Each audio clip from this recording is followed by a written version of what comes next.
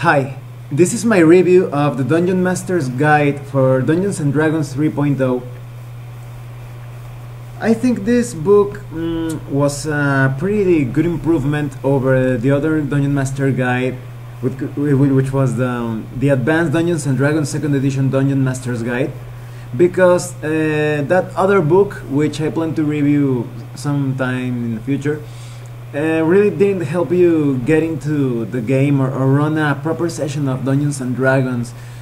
Getting into the game through that guide was really hard. You needed to find more references or get into an existing group or maybe buy one of the introductory boxes.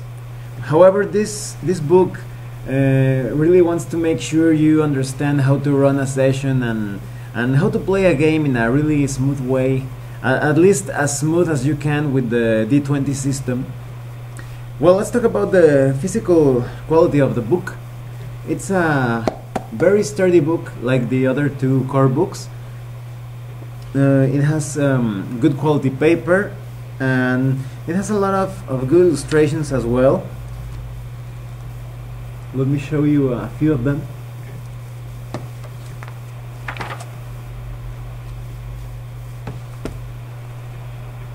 The graphic design is also pretty good.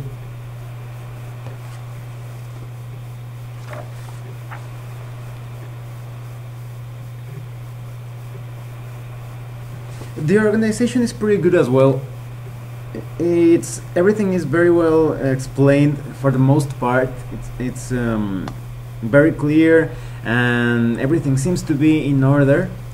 I think it had very little typos. I don't remember too many of them, maybe one or two, but it's a pretty good book overall when it comes to organization and the way the rules are explained. Well, let's talk about the chapters.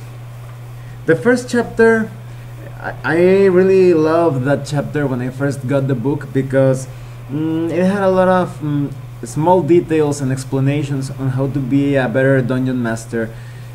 This is one of the first books that I read that had some advice on how to run a proper session, on the different styles of play, on how to deal with players and with characters of different levels, and all sorts of little tricks and helpful hints on how to run the game. And then with chapter 2, it goes into more detail of what was seen in the player's handbook concerning races and classes. It tells you a lot of different in a lot of different ways how you can modify those races, maybe create sub races, and even use monsters as a character race. This was better treated in other books, but here you saw the beginnings of that. And then you had the prestige classes, which became like a staple or something that really distinguished or set apart the D20 system from other Dungeons and Dragons versions. For example, you have the Arcane Archer. I know a lot of you are familiar with these prestige classes, which is basically an archer who empowers his arrows with magic. You also have the Assassin, who is excellent at sneaking in and killing his foes, even with negating resurrection by completely annihilating them, but you had to be able to choose that one. You also had the Black Guard, who was a really sneaky and anti-paladin who specialized in killing good characters. You also had the Dwarven Defender, who was a pretty solid frontline combatant. And you also had the Lore Master, who replaced the Bard when it comes to finding out secret knowledge and all sorts of interesting details about a specific site or enemy. And you had the Shadow Master, yes, the Shadow Dancer, sorry, the Shadow Dancer, who was pretty good at infiltrating places, but you could also control shadows. So you had almost like a helper at your side most of the time. Yeah, I meant like the shadow as a monster, not just your shadow. It was actually an entity that could attack your foes. And well, you also had a list of non-player character classes, such as the expert, the aristocrat, the warrior. All of them are pretty underpowered when compared with the player classes, but this was intentional so that you had a presence of NPCs, but that they didn't steal the spotlight from the characters, from the player characters. You also get more information about NPC statistics and more ways in which you could generate NPCs from different classes. This chapter was actually quite useful because as a dungeon master you sometimes need to generate an NPC really quickly, and this chapter gave you a lot of tools on how to do that. It didn't work quite as smooth as to generate those characters at the moment. For example, if your the adventurers suddenly decided to fight against an NPC you didn't want them to fight, or decided to take some unexpected turn and meet some other NPCs, it was pretty hard to generate it at the moment, but you could generate a few of them beforehand, and then you didn't get caught off guard. And chapter 3, it's all about running the game. It has a lot of optional rules and more information and details about when an encounter starts, when a combat starts, and how to keep things moving, and different combat actions, adjudicating all sorts of actions. It deals with critical hits, critical fumbles, and more about if you wanted to make a defense roll instead of just counting the armor class as it appears in your character sheet. You could roll your 20-sided die and maybe get more defense, or maybe even less, and all sorts of ways in which you could modify your game. And you also had a lot of good examples about the area of effects and attacks of opportunity, etc. You also had a lot of information on different special attacks and defenses and abilities of different monsters. You had some pretty cool illustrations showing how those abilities worked as well.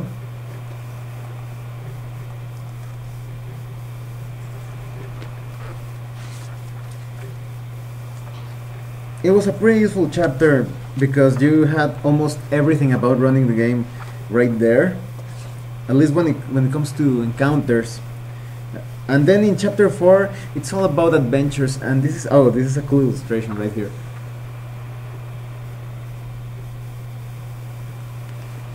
I really liked reading this chapter a lot of times because it had a lot of information on how to give good structure to an adventure and then build campaigns with them.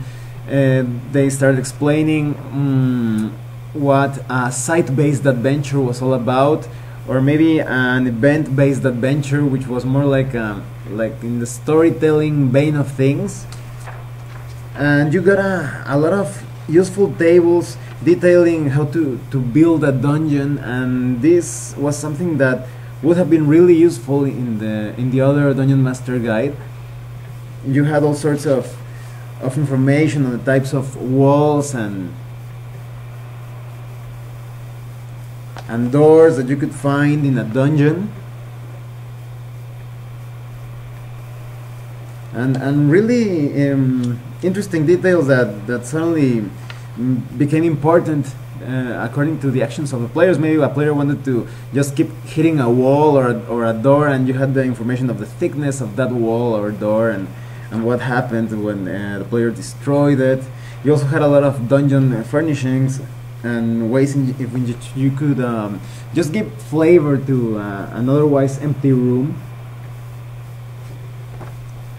I actually still use some of these tables every now and then. You also had information on different information on traps and magical traps. However, it was always a bit disappointing that in this version of the game, in 3.0, all the traps usually top out at challenge rating 10, difficulty class 10. because it's just really silly because Pathfinder has shown us that traps for higher level characters are quite possible and work pretty well. So I don't know why exactly they stopped raising the bar of the traps. They just took them to that level of difficulty, and that also was also pretty detrimental for the thief character because the character class started losing a lot of its utility at higher levels. Traps were not that much of a threat, so that was always pretty disappointing. You even get a sample dungeon that you could use, although it's not really that complex, but it really helped you get started on running an adventure. And then you had a chapter that was all about campaigns, about how to keep things running on the long term and how to deal with characters as they start gaining power and magical items. Again, it was really useful for the beginning dungeon master. And you also had more information on different vehicles and siege engines. And then you have the chapter 6 about world building, and this really allowed you to create an interesting world for your players with different events such as war, or maybe even ways to modify that world, turning the game into a sort of science fantasy or even science fiction game.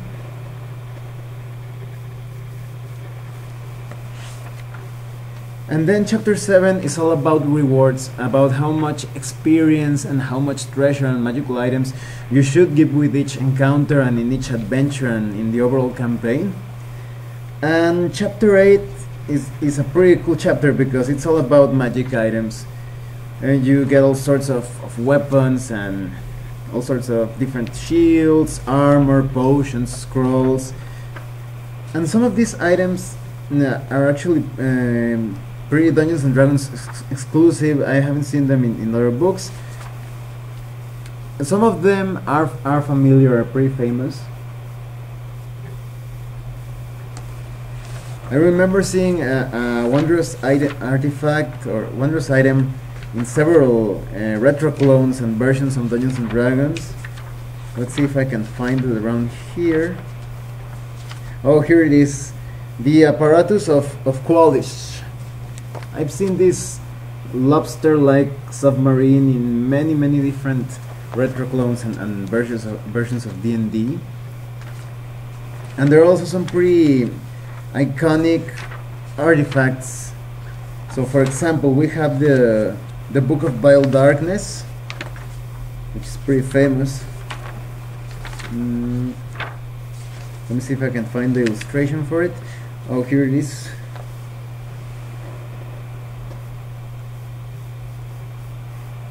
You also had a lot of cursed items as well, and of course the deck of many things. Here's the illustration of it.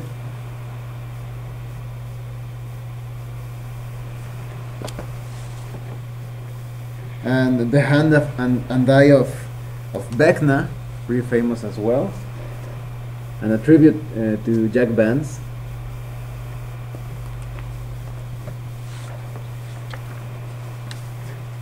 And that was it for the book. You also had more information about how to create magic items. However, I never really liked the way you created magic items with Dungeons and Dragons 3.0 because you had to spend experience points, and that felt really silly. I know they wanted to represent how the person who was creating the item was putting a part of his spirit or his self into that item, but it really felt unfair. There were some ways to make it less unfair, but it felt really unfair for the player character that he had to pay an amount of experience points to create this item that was going to help the entire group, not just him. And there were some ways to make this less unfair, as I was telling you, by sharing the experience loss, but it never really felt right until Pathfinder, of course. That was things got a lot better there. And so let me tell you what I think about this book. Despite some negative points, it was a really good book because It was kind of like, as I was telling you about other core books of Dungeons and Dragons 3.0, it was like the pioneer, or the base, or the first stepping stone to create something better. So you can't be too harsh with it. Now that there is the Dungeon Master's Guide for 3.5 and Pathfinder, I really don't see a reason to own this, except if you're a collector, or you have a certain appreciation for this kind of things. But with the 3.5 version, and even the Pathfinder core book, which has like a sort of condensed Dungeon Master's Guide inside it, and with the Dungeon Mastery Guide, or Game Mastery Guide, sorry, those books are a lot better than this one. So there's really not much reason. I think even the 3.5 version had a paper grid included. So this is just like a collector's item. Sometimes I do return to it just to check some things that I didn't find in other books, but they are really minor things. But it's still one of the best books I had read when I was just getting started with the D20 system. So it has like a little special place in my heart. Well, thanks for watching my review. If you have any comments or questions, please let me know. See you later.